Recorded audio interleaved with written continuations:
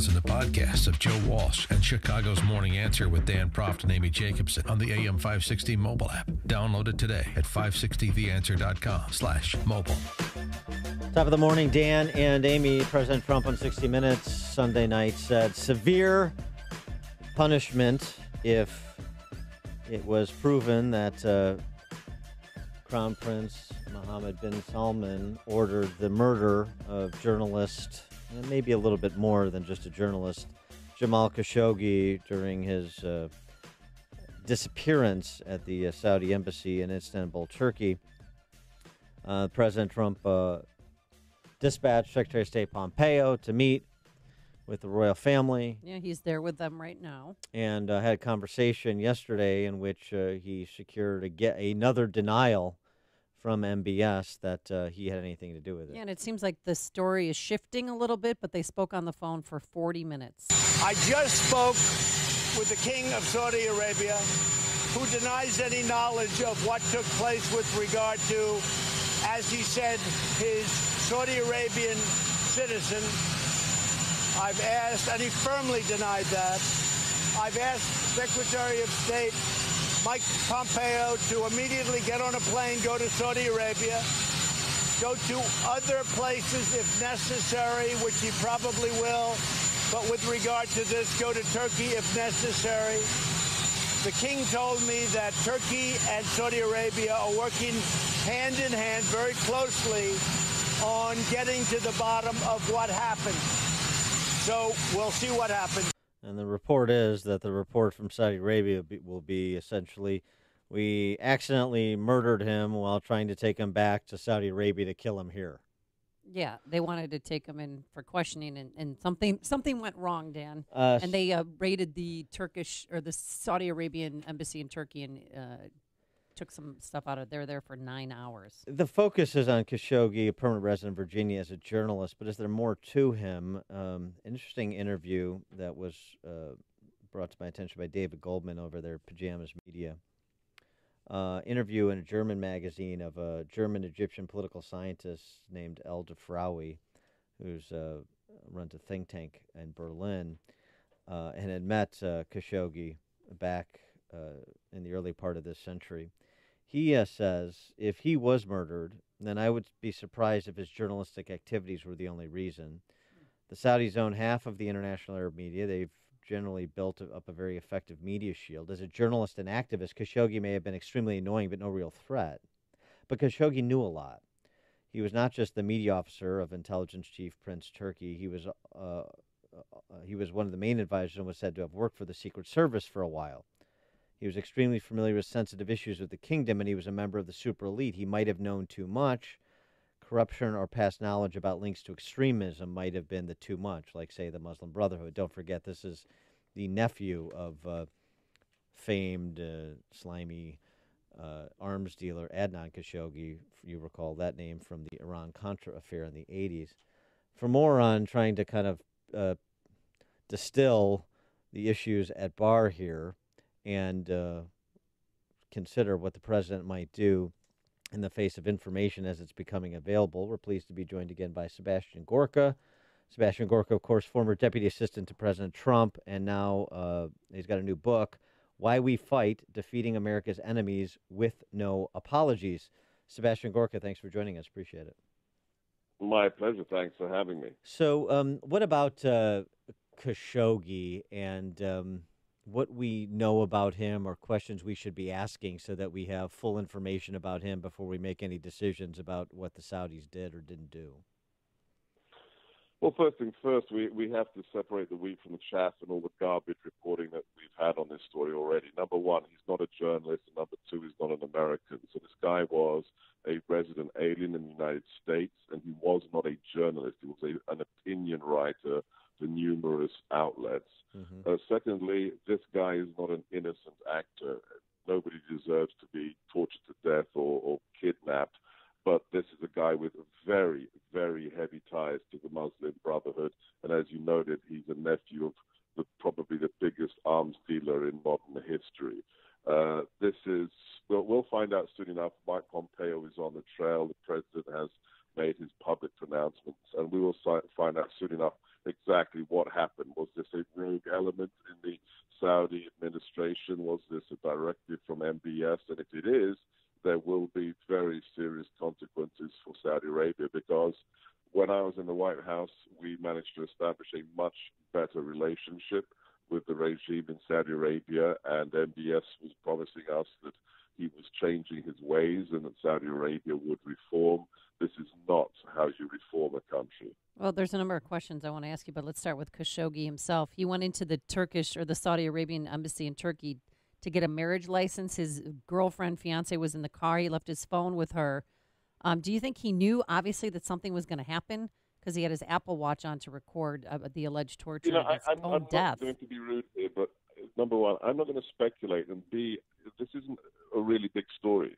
It really is not a big story. This is a Saudi national who has fallen afoul of the geopolitical competition between Turkey and Saudi Arabia that wish to control. If you want to discuss the bigger picture of what's going on in the Sunni world and how there's a new Ottomanist trend under Erdogan in Turkey and how Saudi Arabia wishes to maintain its pole position, that's a real conversation. But one guy going missing and potentially murdered, when there's so much else going on in the world, it's just looking in the wrong place. Well, right. The only question is, though, that if he was murdered and it was on orders of the Crown Prince, and the president has said there'll be severe consequences, then the range of those consequences and how that will impact the geopolitical balance in the region with, as you said, a better relationship in Saudi, base of operations there, trying to use the Saudis as a bulwark against the Iranians. Yeah, Saudi Arabia needs us to survive, whether it's the arms that we sell Saudi Arabia, whether it's the training we provide their military. This is a nation that is not very stable. It may be very rich, but it's not very stable. It has an elite made up of thousands of princes that control the wealth of the nation. And they tried to buy off the rest of the population for many years now with these stipends, these annual stipends that come out of the oil trade that the elite controls. In the last year and a half, we've seen efforts at reform in that country. We've seen a lot of people who are tied very closely to the global jihadi movement, who are helping to fund the export of that ideology around the world, be placed under house arrest by the prince. The prince has been key in the boycott, the blockade of Qatar, which was seen by the GCC, the Gulf Cooperation Council, as the most problematic nation in the region. So that's the big picture. That's really what it's about. It's about the competition for who's going to control the Sunni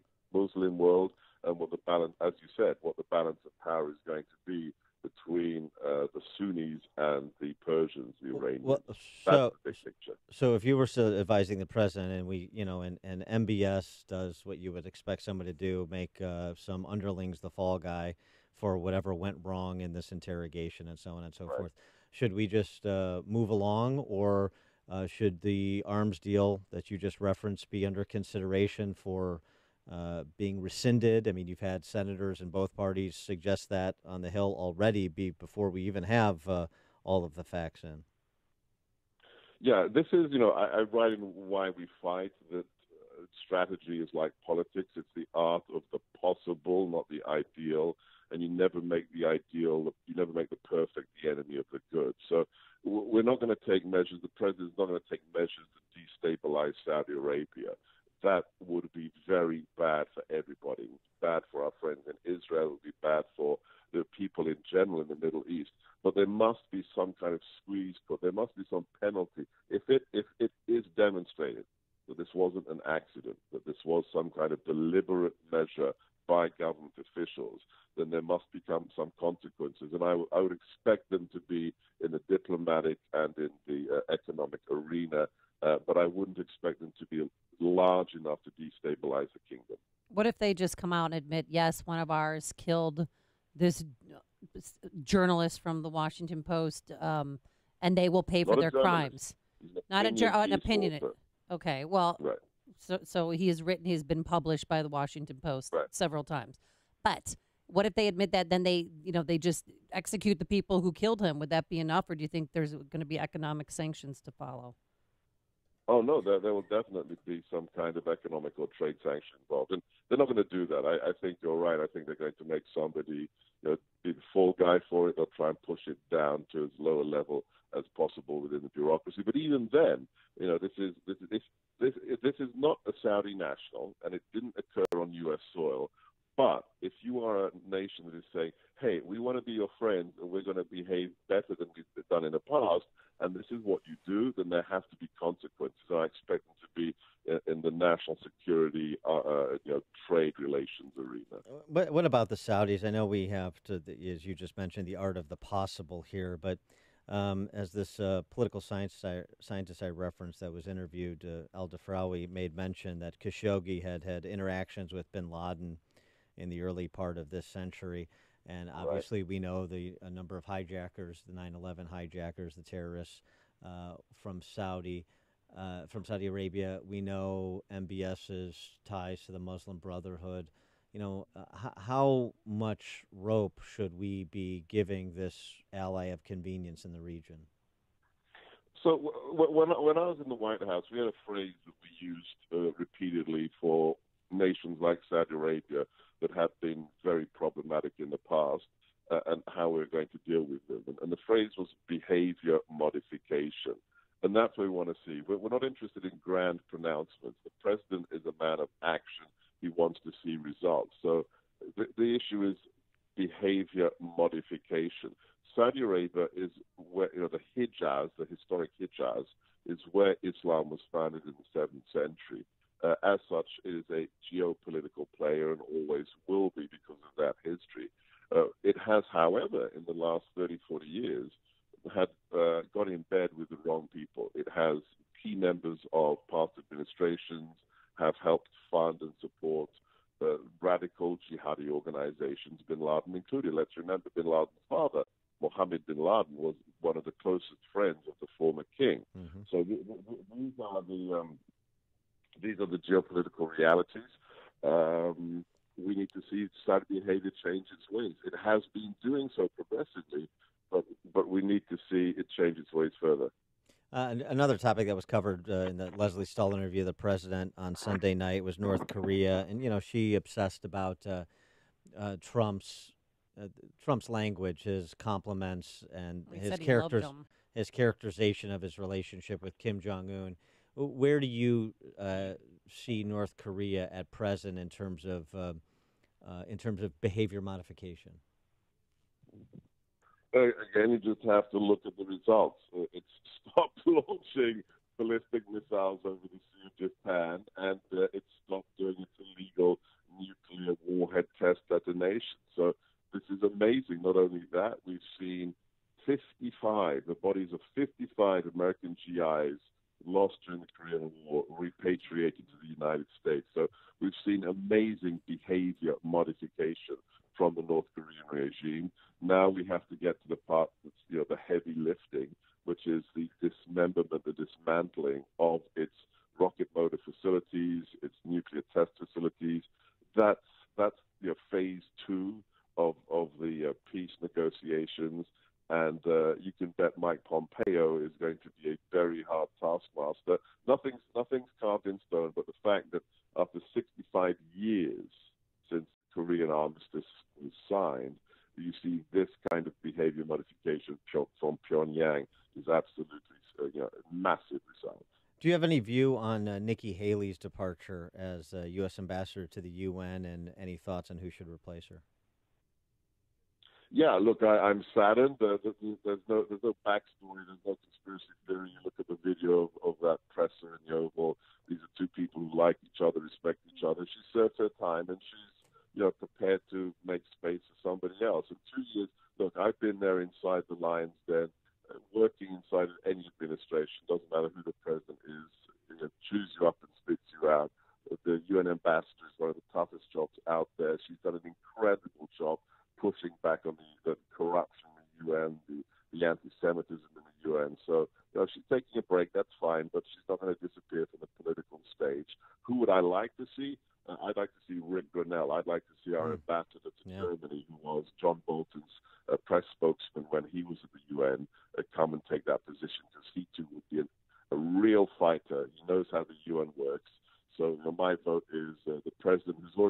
confirmed before he went to Berlin, is to bring Rick Grenell back and put him in the UN. Yeah, that's Hugh Hewitt's vote, too. All right, he is Sebastian Gorka, former deputy assistant to President Trump. The book, Why We Fight, Defending America's Enemies with No Apologies. Sebastian Gorka, thanks, as always, for joining us. Appreciate it. My pleasure. God bless. Take care. And he joined us on our turnkey.pro answer line.